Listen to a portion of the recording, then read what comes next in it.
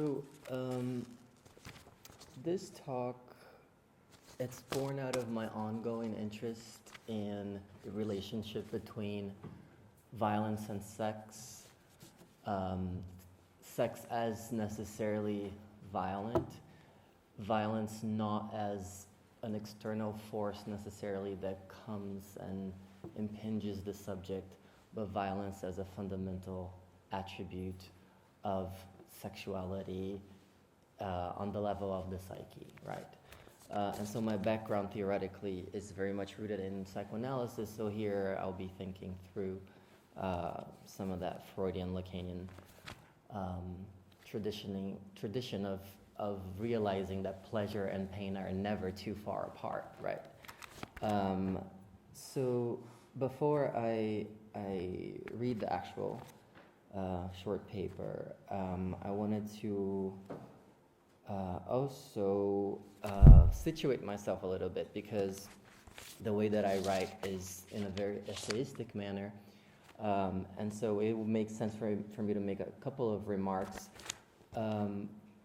So in the vein of thinking about sexuality and sexual practices as necessarily violent, one of the most recent episodes that evokes that happened in Brazil, which is the country where I grew up in.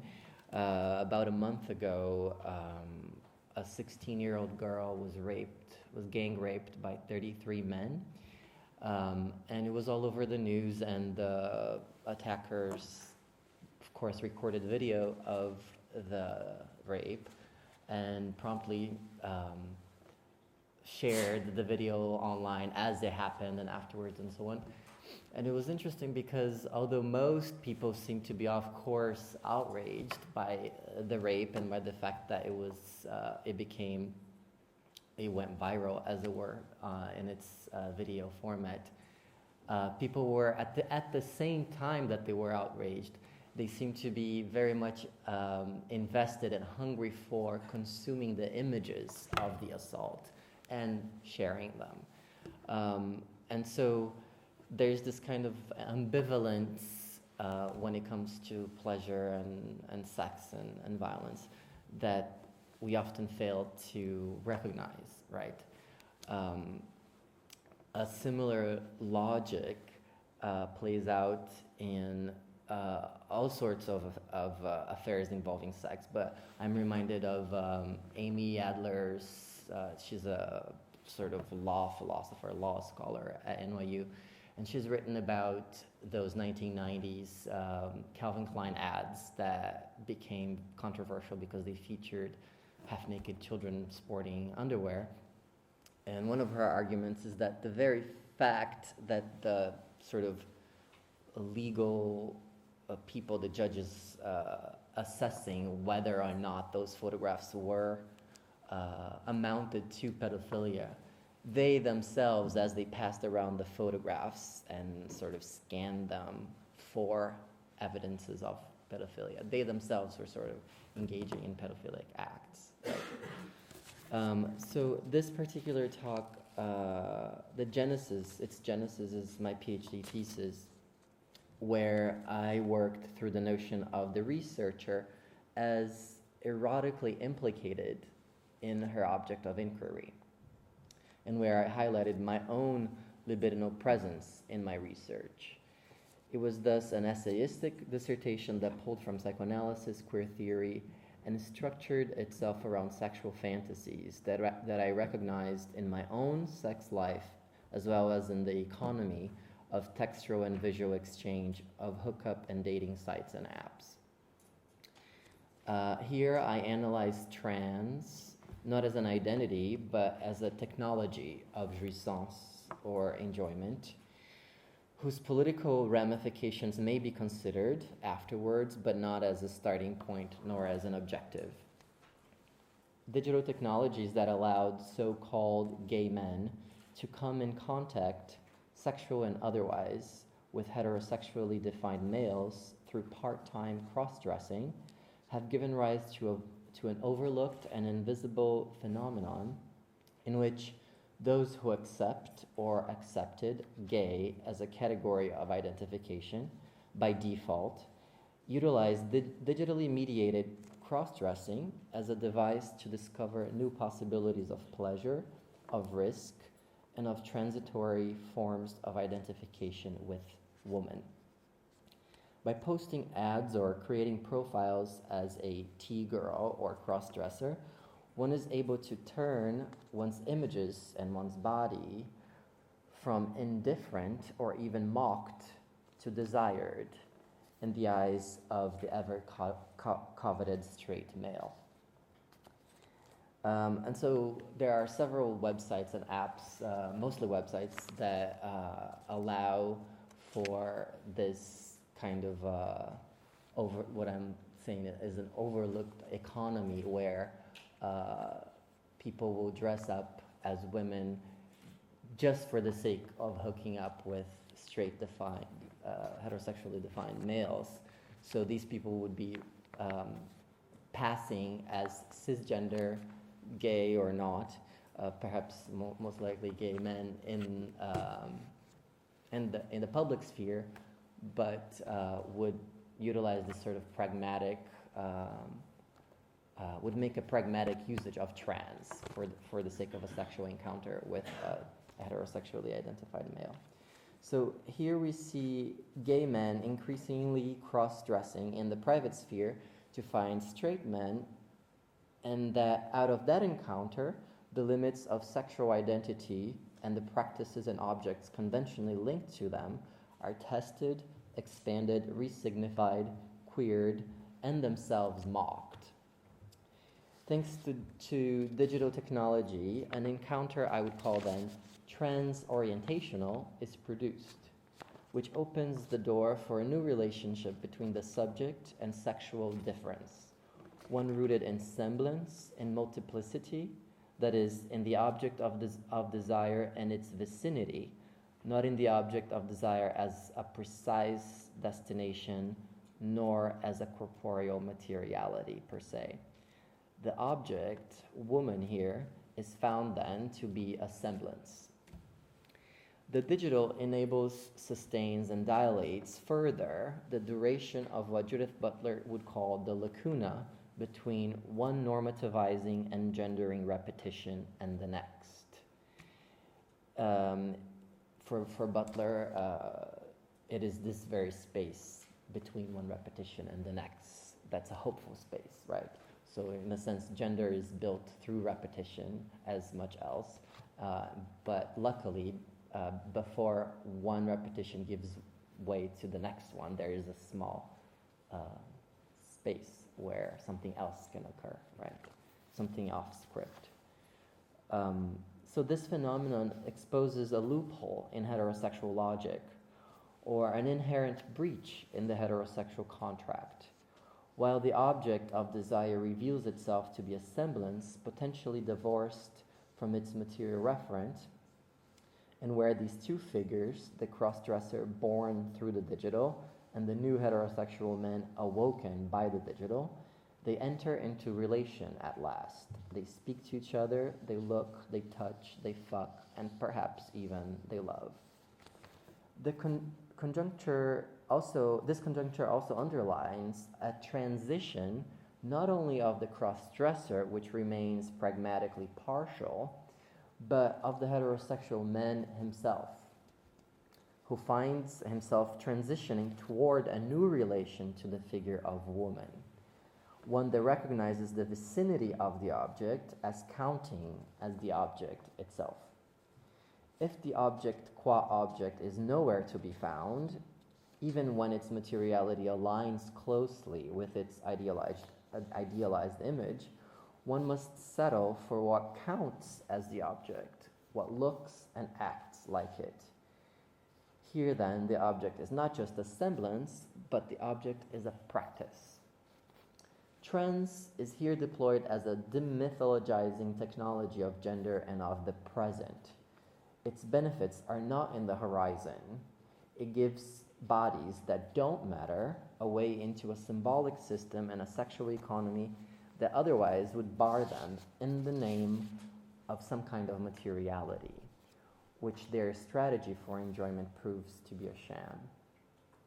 As Paul Persiad reminds us, it isn't exactly the vagina or the absence of a penis that makes woman, but the absence of hair. In this sense, the object is not only displaced beyond its material or genital borders, but the meanings attached to its material sites are also recognized as modular. The object is thus not about being, but about claiming. The object is transmaterial. And trans in this context is a countermaterial and ephemeral technology akin to Snapchat. A gay man can now be looked at with indifference or disgust by a straight man during the day and have sex with him at nighttime if in the privacy of his bedroom he chooses to claim woman for himself with the help of just a few digital and sartorial tools. Trans as a device for jouissance has personally granted me access to an object that was otherwise unreachable, that is, straight man, who remains, I argue, the fundamental and impossible object of desire of those who, by default, have been forced to identify themselves and to be identified by others as gay men, who have largely had to settle for other gay men as their object of desire, because identifying with women through cross-dressing, for instance, or simply through admitting that straight man is what one wants, would leave them without language. There is really no language for a straight man who desires a trans woman. It really unsettles things, right? What is he straight? Is he gay? Is he bisexual? And so the figure of the T-girl really unsettles and exposes these categories as insufficient, right? As inhabiting the sphere of fiction, really.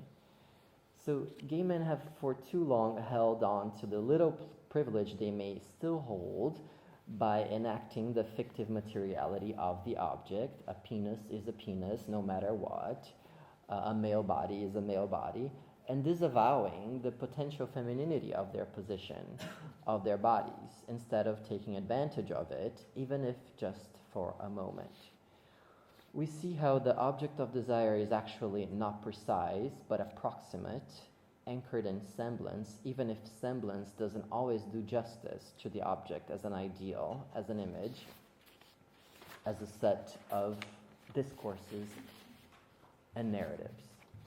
Through the digitally mediated part-time cross-dresser, I am at last able to become the object through its semblance, at which point my performance outs the condition of the object as always already a semblant. This kind of power to be able to disarm the definitive materiality of the object makes evident not just the inexistence of the object qua object, but also Lacan's famous reflection on the inexistence of the sexual relation. For Lacan, the sexual relation is really a kind of assisted masturbation session. The presence of the subject in the sex scene writes itself through his own psychic needs, which reduce the other necessarily to the role of assistance, of aid, of technology, of prosthesis, of thing. While the sex scene is happening, there is really only one subject there, or one subject to whom the scene is directed, apart from all the phantasmatic authors haunting the scene, mother, father, so on and so forth, which have helped code the subject's fantasy for the scene to take place in the first place. The omnipresence of smartphones as active technology throughout the sexual encounter as it happens, whether to record it or to plan the next encounter before the current one even ends, this renders literal the function of the other as masturbatory aid. The presence of the capturing and scheduling device confirms the excessive, even obstructionist role of the sexual partner in the sexual encounter were she to gain subjective status. With the help of the digital hookup platforms that do not offer a trans option, only male or female, for instance, as a cross-dresser, I'm forced to create a profile then as female and then to reveal my trans condition during private exchanges with the men who contact me. While I ask the heterosexually described users who message me if they like T-girls, I often receive responses, more often than not, such as if they give good head, if they are slutty, if submissive, or if they're completely smooth. Here again, one's ability to shave seems to grant one similar status as a vagina would. One thing is clear: it doesn't take much. It doesn't take much for the object to take hold, for a claim of objectness to be read as an object proper. So to illustrate this analysis, I'll share a sexual fantasy of cuckoldry that has haunted me for a while. So a sexual fantasy of cuckoldry is very popular online, for example, in pornography websites that are tagged by categories of porn. So cuckoldry would be normally a heterosexual white couple inviting a third man, the bull, to come have sex with the wife in front of the white husband. Normally, perhaps I shouldn't say normally, but often, this bull is black. So I caught myself posting online ads in which I impersonate a husband looking for a bull to come over and play with my wife while I, the husband, am gone.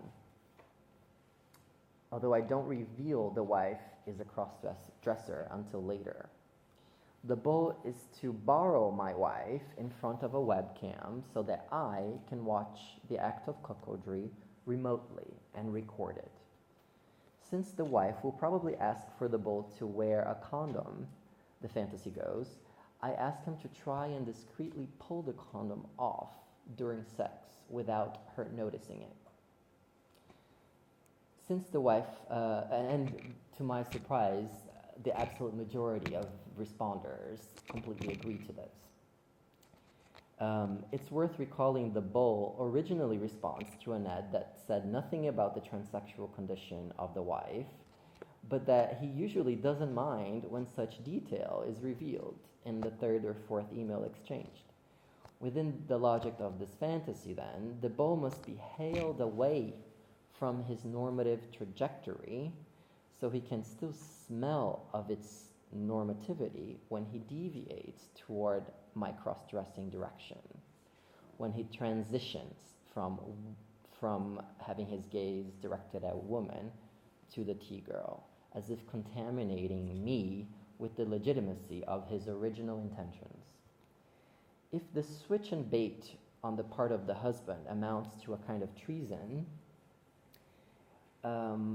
he ends up revealing in the bull's willingness an actual faithfulness to the function of the object in this framework.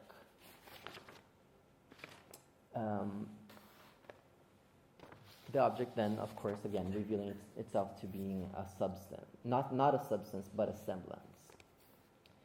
It is also remarkable that in the fantasy, I'm not allowed to admit to my authorial function. I must mediate the fantasy through the figure of the man, the husband, who puts me in relationship to the bull. If the bull asks to speak to the husband, to see the husband is never there. For the husband cannot really exist in the same room as the wife, right? So he's always working or abroad. The husband can't show up. Isn't that the privilege of the phallus? For Lacan, you can summon the phallus as much as you like, quote, it will always say nothing.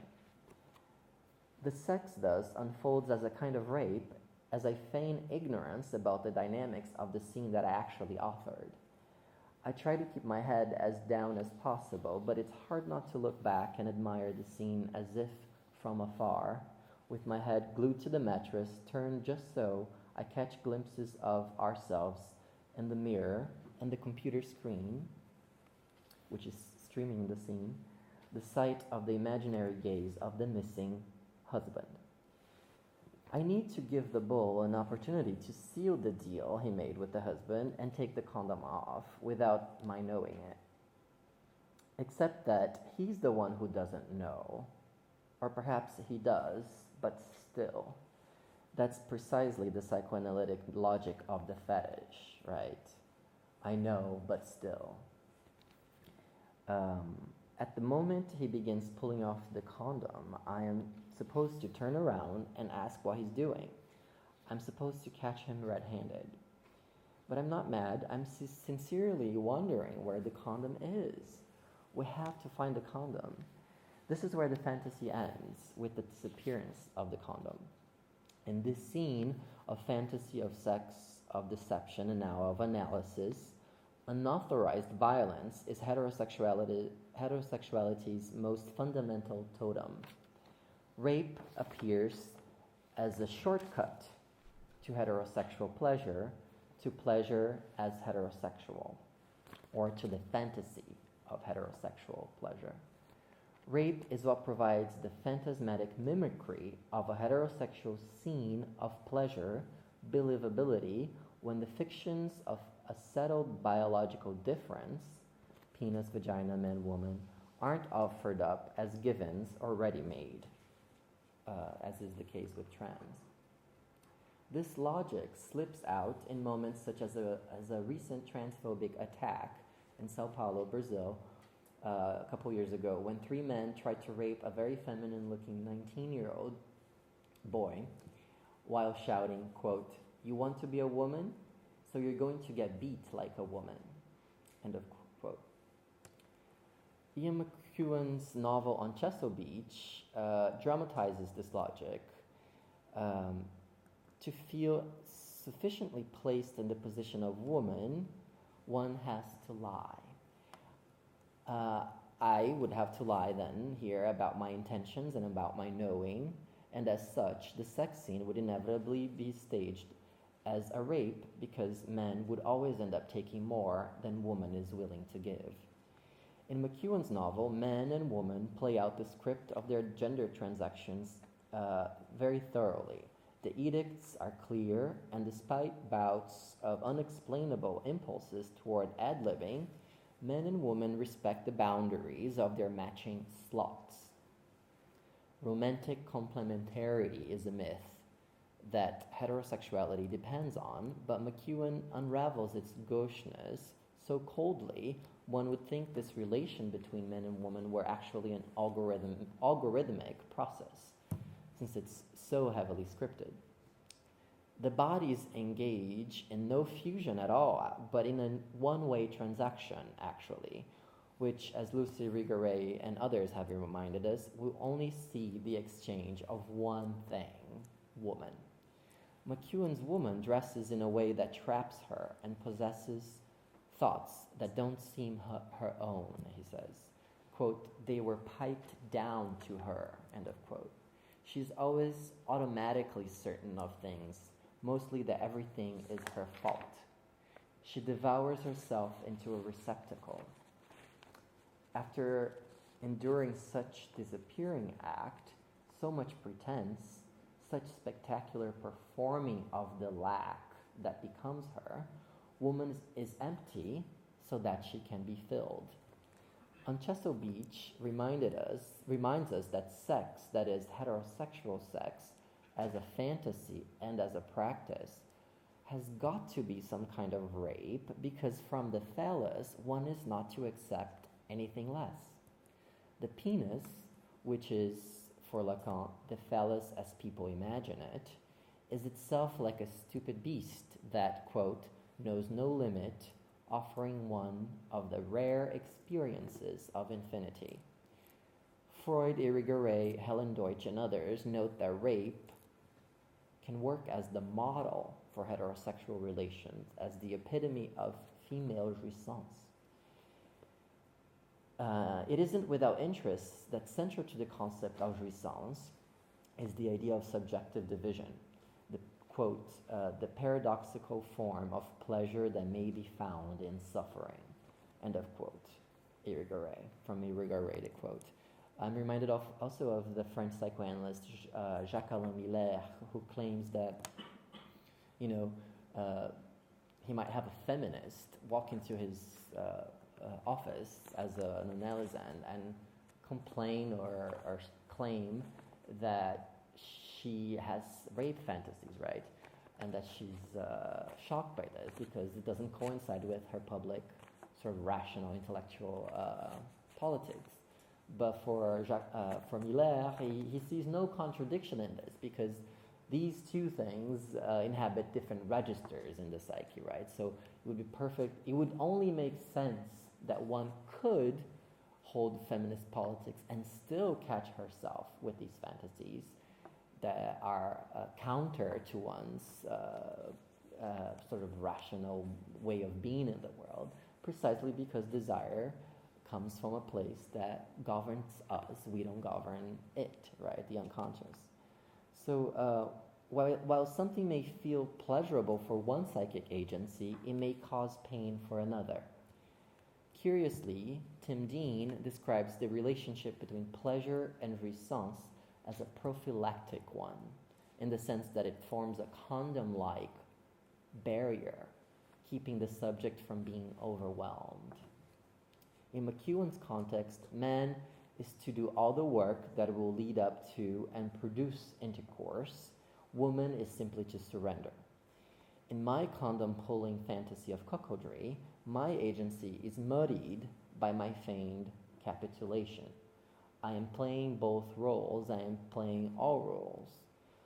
Until the 11th hour intervention, when I slip out of paralysis and catch, supposed paralysis, and catch the ball, promptly berating him for articulating his own agency, or rather the husband's, which in fact was the execution of my own. McEwen's intervention lies in the implosion of the carefully laid out structures of heterosexuality, which my fantasy instrumentalizes. In the novel, right before letting men and women carry out their fantasy of fusion through the invasion of the woman's body, the meticulously assembled composition collapses. Man, having spent his life cooking up coherence of character and mimetic excellence of the phallus, engages in his own disappearing act through progressively thinner squirts of semen. Quote, you can't even control yourself, she says, outing him and the system that bred his likeness, that bred him as phallic likeness or semblance. In my own cautiously coded fantasy, this other kind of heterosexuality is found as an attempt to mimic heterosexuality's classic model, perhaps exacerbated by my own Brazilian unconscious that says, a woman does not want, a woman surrenders. The recent displaying of a, quote, no means yes, yes means anal sign by an American fraternity condenses this structural pattern. So the sign said, no means yes, yes means anal. The very slogan, which echoes the Brazilian heterosexual logic as I see it, and of which I am a product. The fact that anal is all I could ever offer places my cross-dressing body in a default position then of yes, since no means yes and yes means anal, which I have to fight against in the fantasy if I'm supposed to mimic the no position of sexual refusal of a real girl, whom a real man would have to seduce, convince, and dupe into granting him or not sexual access. While the response to the cuckold ads is always very large, one cannot say that all of the straight men follow through. Some engage in the fantasy for many minutes or hours, but end up not showing up for it to actually happen in the real world, even though they might say they will. Yet this refusal to give form to the fantasy feels very different from the gay flake's inability to act it out. There is this is something I've written about in my dissertation elsewhere, why is it that theorizing around the notion of the gay flake, which is this figure of frustration. It's the kind of person who might engage in conversation for a long time, but then on apps like Grindr or whatever, but then they're never able to meet. And at some point there's this sense that nobody's ever able to meet. And so at the same time everyone is cruising, but no one is really meeting, right? And so the tendency to gain pleasure out of infinite postponement, as I see in the gay flake case, seems to be rooted in foreseeing the dissatisfaction of putting the fantasy into practice. So the gay object is incompatible here with the gay subject, whose actual object of desire is a straight one he cannot have. Of course, this is dangerously close to a generalization that I'm accepting. So an interruption in this cruising would mean actually that the fantasy has to end, and when it is the fantasy itself actually that's so pleasurable, right? In a contrary manner, the straight flake here, in the case of the T-girl, might recognize T-girls as objects of desire, but end up flaking because he might know that he will like the object too much. So in a sense, there's this kind of oppositional relationship to the gay flake, who predicts or knows that the object won't live up to the fantasy. Here, the bull or the subject fears that the object will actually correspond to the fantasy. Instead of dreading the frustration of an object that is sure to be a letdown, he might dread the confirmation that the object's vicinity fulfills the function of the object qua object just the same, which may put him at odds with his own identificatory position. Thank you.